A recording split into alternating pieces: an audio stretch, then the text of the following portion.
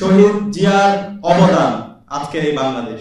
শহীদ জিয়া বাংলাদেশকে দেখিয়েছে কিভাবে গণমানুষের জন্য কাজ করতে হয়, কিভাবে সবাইকে নিয়ে কাজ করতে হয়, দেশের স্বাধীনতা সার্বভৌমত্ব অখণ্ডতার জন্য কিভাবে কাজ করতে হয়, কিভাবে বহুদলীয় গণতন্ত্র প্রতিষ্ঠা করতে হয়।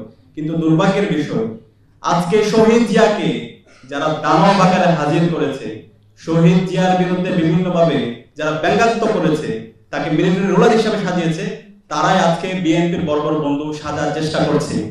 আজকে সেই কালচারাল ফেসিস্টরা যারা বাংলাদেশে ফেসিবাদ কায়েমে সহযোগিতা করেছে, যারা বাংলাদেশে গুম খুন আইনাগর শাহবাগ কায়েম করার মাধ্যমে বাংলাদেশের সকল সম্ভাবনাকে নষ্ট করেছে, সেই কালচারাল ফেসিস্টরাই আজকে বিএনপির বড় বড় বুদ্ধিজীবী শাখার চেষ্টা করছে।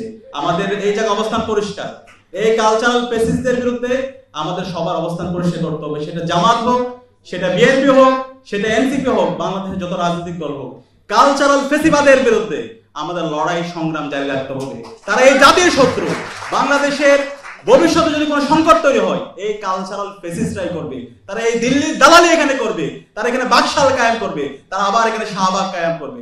সুতরাং তাদের বিরুদ্ধে আমাদের সব সময় প্রতিবাদ প্রতিরোধ জারি রাখতে হবে। মেজর জিয়া রহমানের অবদান আমরা জানি। বাংলাদেশের পার্বত্য চট্টগ্রামে আজকের যে অখণ্ডতা, আজকে যে আমাদের দেশের স্বাধীনতা সার্বভৌমত্ব উচ্চ অবস্থায় আছে, মেজর প্রেসিডেন্ট জিয়াউর রহমানের গুরুত্বপূর্ণ অবদান। তিনি শুধুমাত্র পাহাড়ের জন্য কাজ করেন না, সমতলের জন্য কাজ করেছেন। এই পাহাড়ের নিরাপত্তার জন্য কাজ করার পরও এই কালচারাল ফেসিস্টরা, এই দিল্লির বয়ান যারা বাংলাদেশে কায়েম করে, তারা ক্রমাগত ষড়যন্ত্র এবং চক্রান্ত করছে এই পাহাড় নিয়ে। সুতরাং আমাদের এই জায়গায় সবার ঐক্যমত হইতে হবে। আমরা যদি এই কালচারাল ফেসিবাদের বিরুদ্ধে এবং যারা এই বাংলাদেশে দিল্লির এজেন্ডা বাস্তবায়ন করতে চায়, তাদের বিরুদ্ধে যদি আমরা ঐক্যবদ্ধ হতে পারি, তাহলে বাংলাদেশে আর কখনো ফেসিবাদ আসবে না। বাংলাদেশে জুলাইয়ের শহীদরা এবং আমাদের বিগত সময়ে আজাদী আন্দোলনের শহীদরা যে জন্য জীবন দিয়েছে, একটি বৈষম্য ইনসাফ ভিত্তিক বাংলাদেশ বিনির্মাণ করা, সেই বাংলাদেশ বিনির্মাণ করা অবশ্যই সম্ভব হবে। আমরা একটা নয়া বাংলাদেশের স্বপ্ন দেখি, নয়া আজাদির স্বপ্ন দেখি, এবং সেজন্যই আমরা সবাই জুলাই একসাথে রাস্তায় নেমেছিলাম। আমরা যখন রাস্তায় নেমেছিলাম, আমরা দেখিনি আমার পাশে সে কি ছাত্রদল নাকি শিবির নাকি সে ডানপন্থী নাকি বামপন্থী, আমরা সবাই এক বিন্দুতে মিলিত হয়েছিলাম ফেসিবাদের বিরুদ্ধে।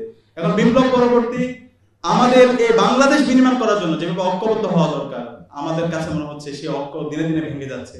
আমরা আমাদের ব্যক্তিগত স্বার্থ, দলীয় স্বার্থ, বর্গীয় স্বার্থকে অনেক বেশি প্রাধান্য দিচ্ছি।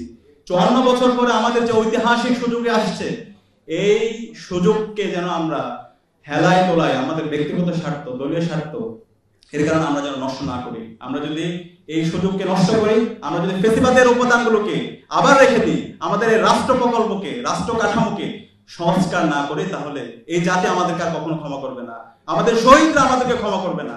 আমি সে কারণে সকল রাজনৈতিক দল আছে, এখানে বিএনপির প্রতিনিধি আছে, জামাতের প্রতিনিধি আছে, অন্যান্য দলের প্রতিনিধি আছে, আমি সবাইকে অনুরোধ করবো, এখনই সময় আমাদের এই রাষ্ট্র থেকে ফেসিবাদের যে উপাদানগুলো আছে সেগুলোকে সমূল উৎপাদন করা এবং নতুন রাজনৈতিক সংস্কৃতি বিনির্মাণ করা।